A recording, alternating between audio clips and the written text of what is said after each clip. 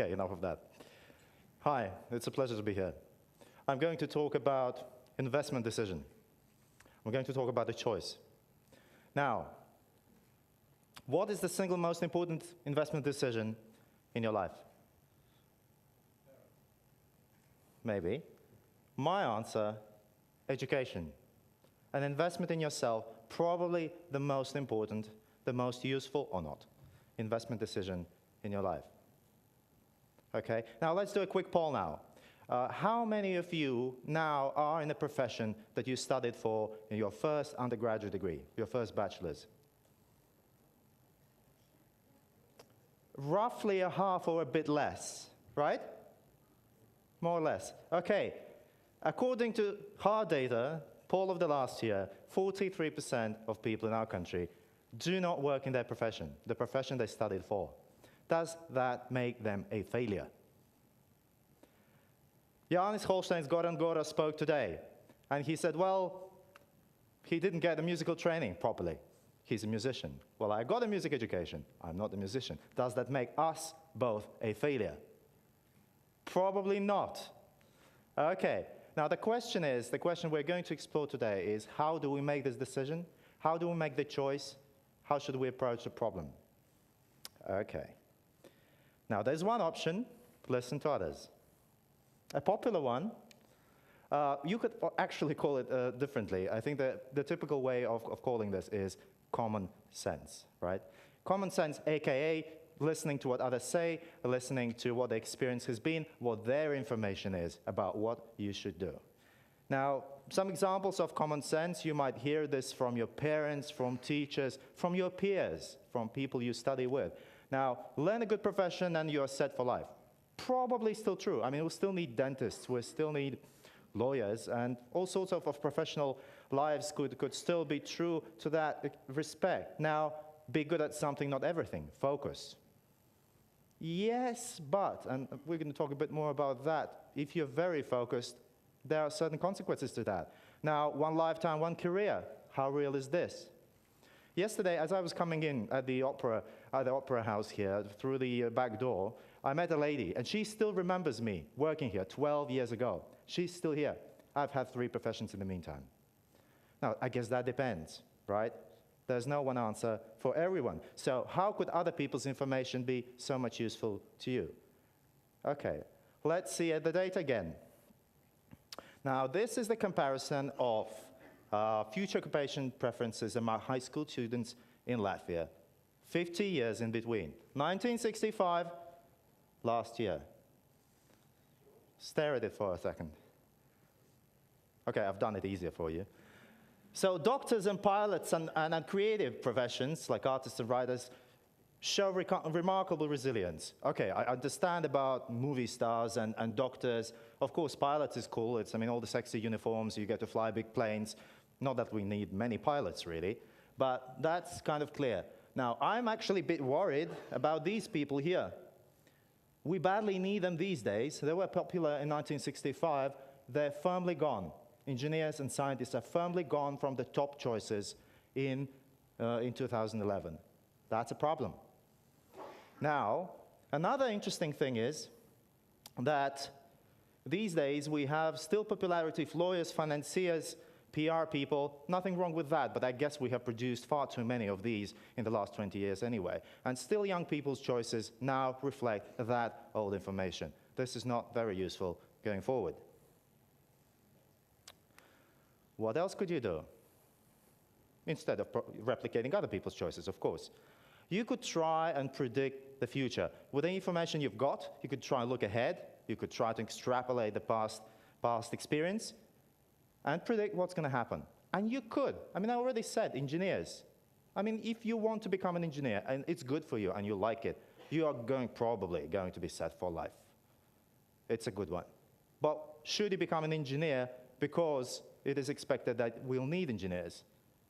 Let's see. Now, if you try and predict the main sectors of an economy and make it out, where should you invest in your education? Well, it's hardly very easy to do. Now, see what has happened to agriculture. It's gone down. It's not such a long period of time. It's gone down dramatically. Where is it going to go? Not much further. Manufacturing, well, decreased substantially. Given what I know as a Minister of Economy about economic policy of our country, where we are going, we're probably going to see more employment in manufacturing in the future, but not dramatically more, certainly not as much as in 1985. Now, what really worries me in this slide is the other. What is the other? That's everything else. That's where the growth is. That's where the creativity is. That's all the services sectors. That's where the ICTs are. Clean tech, green tech, whatever tech. All of these things are in this one aggregate other. And this would be so complicated now to tell what is going to happen, what specific skill sets you might need, what profession you might be in. So, not such an easy task to look at the past data and predict with what you know today what is going to happen. Some things you can predict, but certainly not everything. What else can you do? You can listen to yourself, talk to yourself. Now, should you meditate on your future profession? Not necessarily, but not that it's a bad idea. I mean, encourage you to do so. But the important thing is to find out what is it that you really want? What is it you think you could be good at? What do you enjoy doing? Now, I'm sure everybody has read or heard the Steve Jobs' famous Stanford graduation speech, right? So basically, what he did at a certain point in his education had no any hope of practical use at the time he did it. He just felt like doing it. Well, my jobs in moment came 6 years ago at Harvard when I decided to take an energy class, energy policy class with John Holdren, who is now Chief Scientific Advisor to Barack Obama. Now, there was no way of knowing for me at the time that today it will be half of my job content, energy. Back then, with all the public administration, leadership, all sorts of other classes that I took, all the economic classes, energy wasn't really an obvious one. So you never know. If you feel like it, chances are it's going to be useful. Skill versus competence. An old story, isn't it? Skills have been, and will be certainly useful. Now, but which should you invest in? Skills or broader competence? We've heard about the importance of philosophy, importance of humanities.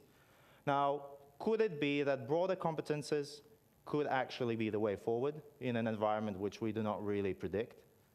Okay, skills are going to be important. Skills like analytical skills, like math, might be useful to everyone to a certain degree. But at the same time, we clearly see that even in the professions which are lifetime careers, increasingly broad competences are very important. This is how you actually prepare yourself for various changes. Now, this is blah, blah, blah, but let's look at the data. This graph, this analysis has been put together by a very interesting man, Professor Hanushek from Stanford University. I had the privilege of meeting him this year at the Munich Economic Conference.